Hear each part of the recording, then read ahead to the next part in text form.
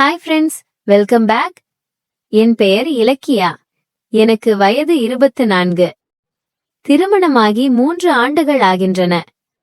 என் கணவர் அஜய் வெளிநாட்டு வேலைக்கு சென்று விட்டதால் காஞ்சிபுரம் புறநகர் பகுதியில் நாங்கள் வசிப்பதற்காக ஒரு தனி வீட்டை வாடகைக்கு எடுத்து தந்துவிட்டு சென்றார். அந்த வீட்டைச் சுற்றிலும் வேறு பெரிய வீடுகள் எதுவும் கிடையாது. நாங்கள் மட்டும்தான் தனித்து வசித்து வந்தோம். என் கணவர் வெளிநாடு சென்ற பிறகு அந்த வீட்டின் அருகில் வசிக்கும் கிஷோர் என்ற இளைஞன் எனக்கு அறிமுகமானான். கிஷோர் வயது 25, இன்ஜினியரிங் முடித்துவிட்டு உள்ளூரில் சின்ன சின்ன வேலைகளை பார்த்து கொண்டு தினமும் தவறாமல் ஜிம்முக்குச் சென்று தன் உடலை மிகவும் கம்பீரமாக பராமரித்து வருவான்.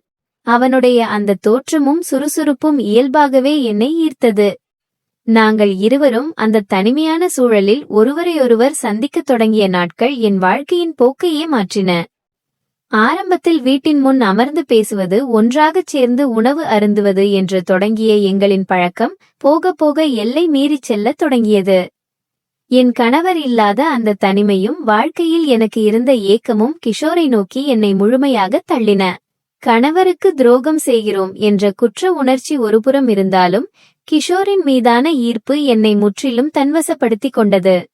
நாங்கள் இருவரும் யாருக்கும் தெரியாமல் ஒரு இரகசிய தொடர்பில் ஆழ்ந்து போனோம். அவனுடைய ஒவ்வொரு நெருக்கமும் எனக்கு ஒரு புதிய உலகத்தை காட்டியது.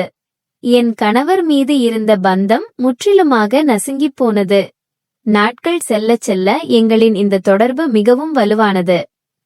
ஒரு நாள் அவன் என் வீட்டிற்கு வந்தபோது எங்கள் தோட்டத்தில் மலர்ந்திருந்த செவ்வந்தி ரோஜா பூக்களை பறித்து அவனிடம் நீட்டினேன். அந்த ரோஜா பூவை அவன் வாங்கி முகர்ந்து கொண்டே என் கண்களை உற்று பார்த்த தருணம் எங்கள் இருவருக்குள்ளும் இருந்த நெருக்கத்தை இன்னும் உச்சத்திற்கு கொண்டு சென்றது. அன்று முதல் அவன் தினமும் என் வீட்டுக்கு வருவதும் மணிக்கணக்கில் என்னுடன் தனிமையில் நேரத்தை செலவழிப்பது வாடிக்கையாகிவிட்டது. வீட்டைச் சுத்தம் செய்வது, எனக்கு பிடித்தமான சமைத்து கொடுப்பது என்று அவன் என் வாழ்வின் தவிர்க்க முடியாத அங்கமாக மாறினான். இந்த சூழலில்தான் எனக்கு திடீரென்று உடல்நிலையில் சில அசௌகரியங்கள் ஏற்பட்டன. என்னவென்று புரியாமல் நான் குழம்பிப் போக கிஷோர் என்னை அருகிலிருந்த ஒரு முன்னணி மருத்துவமனைக்கு அழைத்துச் சென்றான். அங்கே மருத்துவர்கள் என்னை முழுமையாக பரிசோதனை செய்து சில சோதனைகளை எழுதி கொடுத்தனர்.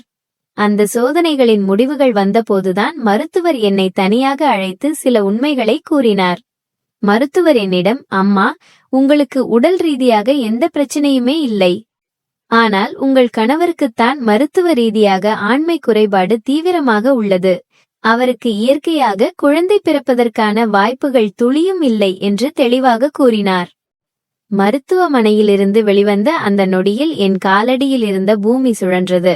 அஜய் வெளிநாட்டில் கஷ்டப்பட்டு பணம் சம்பாதிக்கிறார். ஆனால் அவருக்கு பிறவி பிரச்சனையாக இந்த குறைபாடு இருப்பது எனக்கு பெரும் அதிர்ச்சியை தந்தது.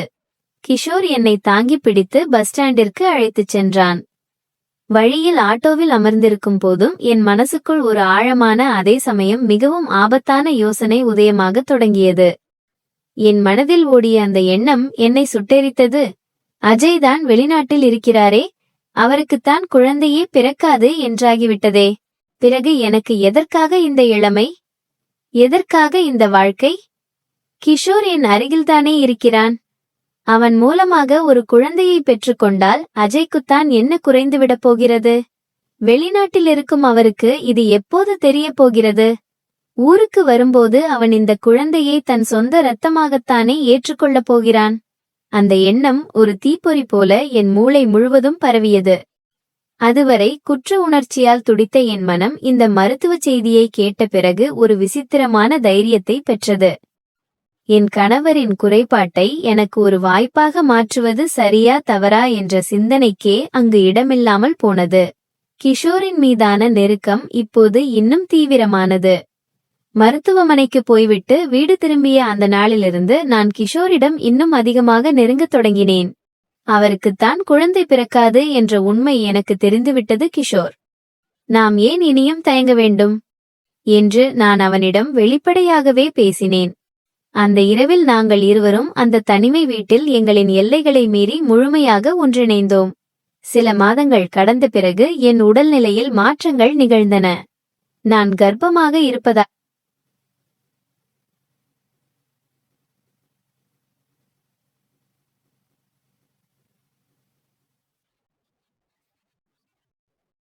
மருத்துவர்கள் உறுதிப்படுத்தினர். இந்த செய்தி வெளிநாட்டிலிருந்த அஜய்க்கு தொலைபேசி வழியாக தெரிவிக்கப்பட்ட போது அவர் அடைந்த மகிழ்ச்சிக்கு அளவே இல்லை. தன் வாழ்நாளில் தனக்கு குழந்தை பிறக்காது என்று அவர் எண்ணியிருந்த வேளையில் நான் தமக்கு குழந்தை தரப்போவதாக கேள்விப்பட்டதும் அவர் கண் கலங்கிவிட்டார். உடனே விடுப்பு எடுத்துவிட்டு ஊருக்கு திரும்பி வந்தார். அவர் ஊருக்கு வந்து குழந்தையை பார்த்தபோது அவர் மனதுக்குள் ஒரு சின்ன சந்தேகம் எழுந்தது. அவர் என்னை அருகில் அழைத்து, இலக்கியா, நான் தான் பல மாதங்களாக வெளிநாட்டுல இருக்கேனே, அப்படி இருக்கும்போது உனக்கு எப்படி இந்த குழந்தை பிறந்தது? இது எப்படி சாத்தியம் என்று கேள்விகளை கேட்டார். அவர் அப்படி கேட்ட அந்த நொடியில் என் இதயம் நின்றுவிட்டது போல் இருந்தது. என் தொண்டை வறண்டது.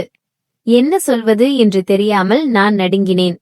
ஆனால் அந்த சூழ்நிலையை சமாளிக்க வேண்டி நான் அழுதபடியே அவரிடம் கூறினேன், ஏங்க இப்படி பேசுறீங்க? கடவுளோட அருள் இருந்தா எதுவும் நடக்கும்ல. நம்ம வாழ்க்கையில இவ்வளவு நாள் குழந்தை இல்லையேன்னு தவிச்சோமே, கடவுள் நம்ம கிட்ட கருணை காட்டியிருக்காருங்க. இது நம்ம கஷ்டத்துக்கான பலன். நம்மை மாதிரி ஏங்குறவங்களுக்கு கடவுள் கொடுக்கிற அற்புதம் இது என்று சொல்லிவிட்டு நான் அழுது கொண்டே அவர் மடியில் சாய்ந்து கொண்டேன். அஜய் ஒரு கணம் யோசித்தார்.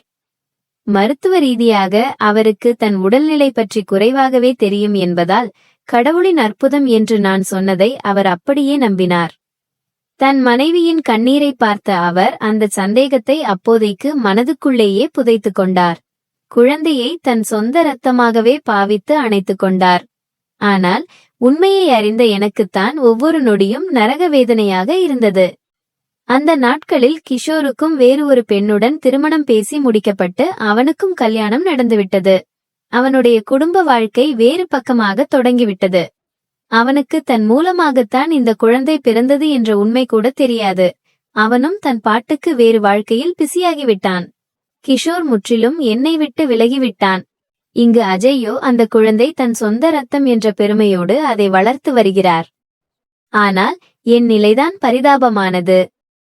இவ்வளவு பெரிய ரகசியத்தை என் மனதுக்குள்ளேயே பூட்டி வைத்துக் கொண்டு நான் படும் வேதனை வார்த்தைகளால் சொல்ல முடியாதது. அஜய்க்கு உண்மையைச் சொன்னால் அவர் தாங்க மாட்டார். என் குடும்பம் மொத்தமாக நசுங்கிப் போய்விடும். கிஷோரிடம் சொல்லலாம் என்றால் அவனுக்குத்தான் ஏற்கனவே திருமணம் ஆகிவிட்டது. அவனுடைய நிம்மதியான குடும்ப வாழ்க்கையை மீண்டும் நான் கெடுக்க விரும்பவில்லை. ஆனால் காலம் யாருமே எதிர்பாராத ஒரு பயங்கரமான உண்மையை வெளிச்சத்திற்கு கொண்டு வந்தது. கிஷோருக்கு திருமணம் முடிந்து சில ஆண்டுகள் கடந்த பின் அவனுடைய மனைவிக்கும் குழந்தை பிறப்பதில் சிக்கல் ஏற்பட்டுள்ளது. மருத்துவமனைக்குச் சென்று பரிசோதித்து பார்த்தபோதுதான் அந்த அதிர்ச்சிகரமான உண்மை வெளிப்பட்டது. கிஷோருக்கும் தீவிரமான ஆண்மை குறைபாடு இன்ஃபர்டிலிட்டி இருப்பது கண்டுபிடிக்கப்பட்டது. அவனுக்கு இயற்கையாக எப்போதுமே குழந்தை பிறக்கவே வாய்ப்பில்லை என்ற மருத்துவ முடிவு அவனுடைய முகத்தில் அறைந்தது.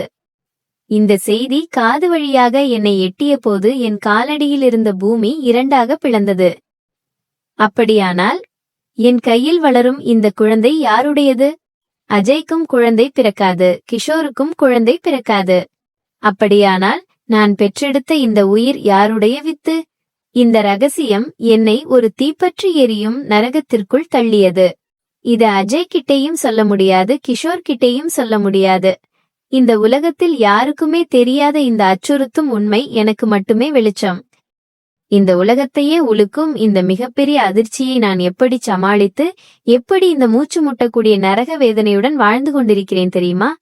இதன் பின்னால் இன்னும் என்னென்ன பயங்கரமான உண்மைகள் மறைந்துள்ளன. இந்த உண்மைய உங்களோட பகிர்ந்துக்க அடுத்த பக்கத்துல நான் காத்திருக்கேன். இந்த கதையோட அடுத்த பாகம் உண்மையாகவே உங்களை மிரள வைக்கும். அதுவரைக்கும் நம்ம சேனலை சப்ஸ்கிரைப் பண்ணி தொடர்ந்து இணைந்திருங்கள். அடுத்த பாகத்தில் சந்திப்போம்.